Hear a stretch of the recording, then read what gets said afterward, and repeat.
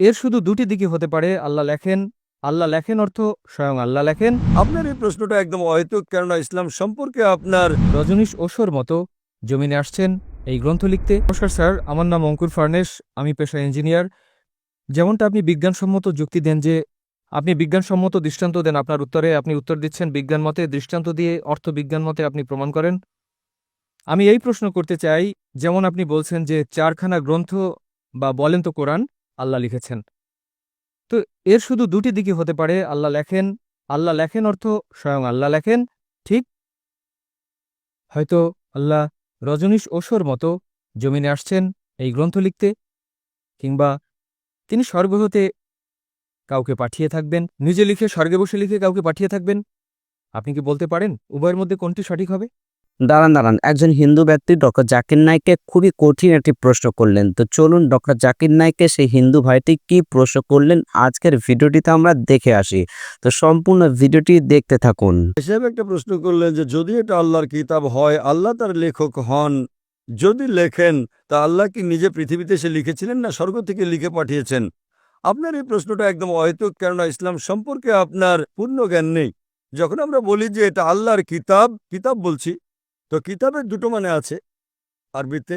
একটা হচ্ছে বই, আরেকটা হচ্ছে ওহি, যার মানে ঐশী বাণী। আপনি বলছেন না, কিতাবের দুটো মানে, একটা মানে হচ্ছে বই, আরেকটা মানে ওহি, ইংরেজিতে বলবেন রেভেলেশন।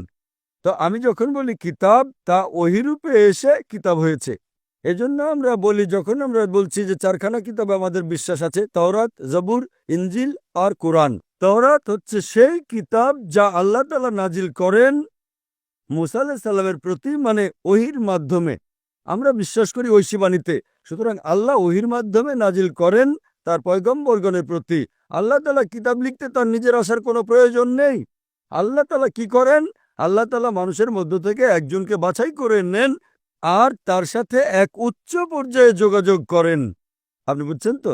আজ আমার কথা বলার জন্য আমেরিকায় যাওয়ার কোনো প্রয়োজন নেই, ফোনে কথা বলতে পারি ভাইয়ের সাথে। আমি এটা বলছি না যে আল্লাহ তাআলা ফোনের মাধ্যমে কোরআন নাজিল করেন, ভুল বুঝবেন না। ফোন তো এখন এসেছে। আল্লাহ তাআলা যোগাযোগ হচ্ছে ফোনের চেয়ে উপরে। আমরা যখন ফোনে কথা বলতে পারি, তো আল্লাহর আসার দরকারটা কি? আমার যদি কোনো খবর আমেরিকায় পৌঁছাতে হয়, তো নিচে যাওয়ার কোনো প্রয়োজন নেই, ফোনে বলতে পারি কিনা? ইমেল আছে, ফ্যাক্স আছে। আল্লাহ তাআলা মানুষের চেয়ে বহু গুণে, গুণ কি মানুষের সাথে তুলনাই করা যায় না, এটা বলাও ভুল। আল্লাহ তাআলার স্তর একটা ভিন্ন স্তর। আল্লাহ তাআলা ওহির মাধ্যমে, উচ্চ পর্যায়ে যোগাযোগের মাধ্যমে, ওহির মাধ্যমে তার পয়গম্বরগণের কাছে বার্তা পৌঁছে দেন। উদাহরণস্বরূপ কোরআন।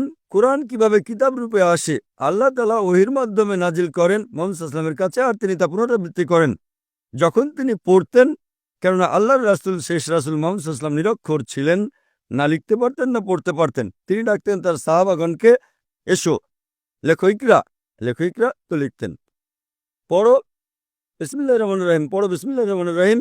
তো তিনি নিজের মুখে বলতেন, মানুষে যখন লিখতেন বলতেন পড়ো, আর তিনি শুনে বলতেন ঠিক আছে। এইভাবে ধীরে ধীরে ধীরে 22 বছর, 22.5 বছরে এই কোরআন নাজিল হয়েছে।